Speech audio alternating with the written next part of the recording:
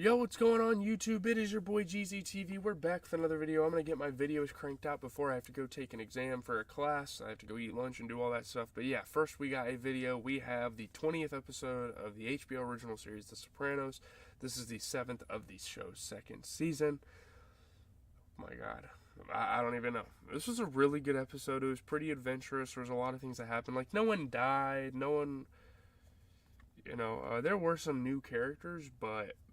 yeah, it's not a hugely important episode, but I think it was a really fun episode, really good adventure. So Christopher and Adriana meet Christopher's cousin Greg and Greg's fiance Amy. Amy is gorgeous. My God. Amy, who is working with Jon Favreau on a film project in New York City, has been eager to meet Christopher and read his screenplay, saying that mob films are popular. That's like the thing that people are leeching up in the film industry. I mean, they still kind of are nowadays. Dude, Amy, I can't even get over her. She is like one of the most beautiful women I've ever seen on TV, bro. Holy cow. But she quickly becomes attracted to him. Adriana has kept a copy of the screenplay Christopher threw away and persuades him to pass it to John and Amy. I mean, it's just some source material to give them. And, it's obviously not his best work. He wasn't his brightest at the time, but yeah, he needs to give them something to show them what he's got. So Christopher and Adriana are invited to the film set, but he goes alone, which is kind of weird. He is absorbed by what he sees and makes a dialogue suggestion that John adopts. So this is huge for Christopher.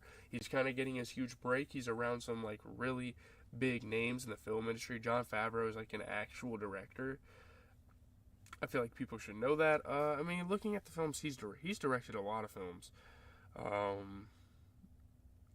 Chef was pretty good. Obviously some films from Marvel Studios. Rudy from 1993 is a good movie.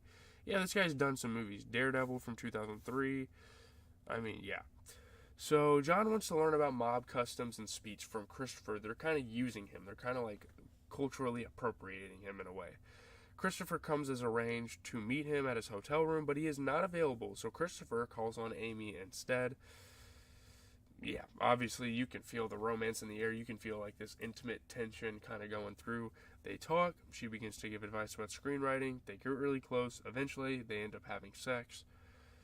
One of the hottest scenes I've ever seen on TV. I can't get enough of that girl, bro. I don't even know, man. So a couple of days later, he sees her at the hotel, and they go to her room to have sex again. But afterwards, she is overcome by guilt because Christopher's cousin is her fiance, or is her husband, and they're engaged. It's crazy, but like, yeah, they really like each other, which is crazy. Like, they're starting to find a connection, through script writing and film and stuff. So, yeah, Christopher finds a screenplay by John and sees that he has stolen a mob anecdote that Christopher told him in confidence, which is obviously horrible. They're kind of using him for their own gain to make their own film, and it's like super fucked up, obviously. So enraged, Christopher searches for him, but learns he has returned to California. He has retreated away. It's too late for him to find him and contact him and kind of confront him about the whole situation. So in the following days, Amy does not reply to his messages. They cut ties with him. They are done with him. All they wanted was to get this mob shit out of him, get the mind of a mob, get the inspiration of a mob guy out there, So when he finally tracks her down, she tells him that Hollywood has lost interest in mob films and it was wrong with us. In a heated argument, he calls her a D-girl, which is pretty much like a low, which is why the episode's called D-girl. It's like a lower level girl in like the film industry, like a kind of like a leech, or what do you call it? Like a ground dweller? What do they call those creatures? I don't even know, man. But she replies that she is a vice president and walks away. Excuse me, I'm a vice president, and just walks on her way. Why am I fucking lagging? Alright, cool. If I lagged a little bit, I apologize. So, meanwhile, AJ takes his mother's car without permission and damages it, so we're kind of moving on to another storyline. Obviously, a huge part of the episode, like the highlight of the episode, matter of fact, was like Christopher's whole thing with Favreau and Amy. I think Amy is actually like involved in something. I don't know. I don't know if she's involved in film in real life, like a huge director or something.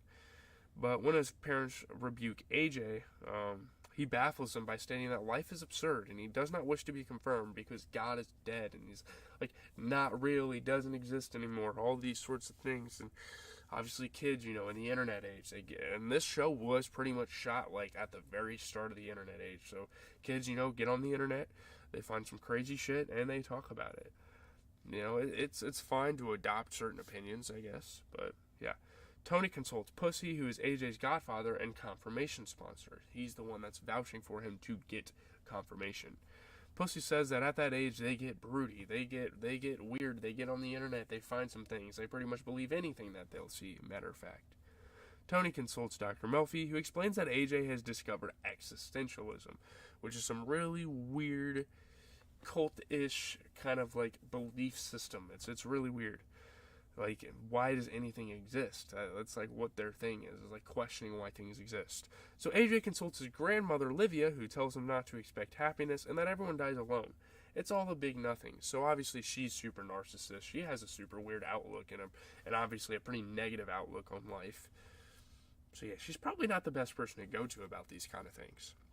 So Pussy is forced by the FBI to wear a wire at AJ's confirmation and the ensuing reception at the Soprano residence to kind of get some inside stuff. Obviously, everyone's going to be chopping it up about the business and all that stuff. So the FBI thought this was like a perfect opportunity for them to find things. So during the reception, Tony discovers AJ and two friends smoking marijuana in the garage. Really bad. AJ is going off the deep end. I mean, so is their daughter Meadow. We're kind of watching these kids mature throughout the show, which is a really cool thing.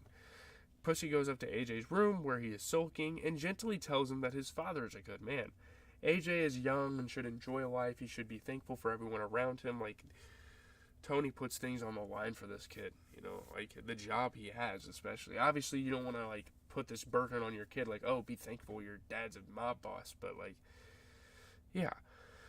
So he hugs him and sends him back down to the party, but Pussy himself goes into the bathroom and sobs. He's kind of depressed. The situation with him and his wife isn't going very well. The situation with him and the mob isn't going very well. Super shaky relationship with Tony.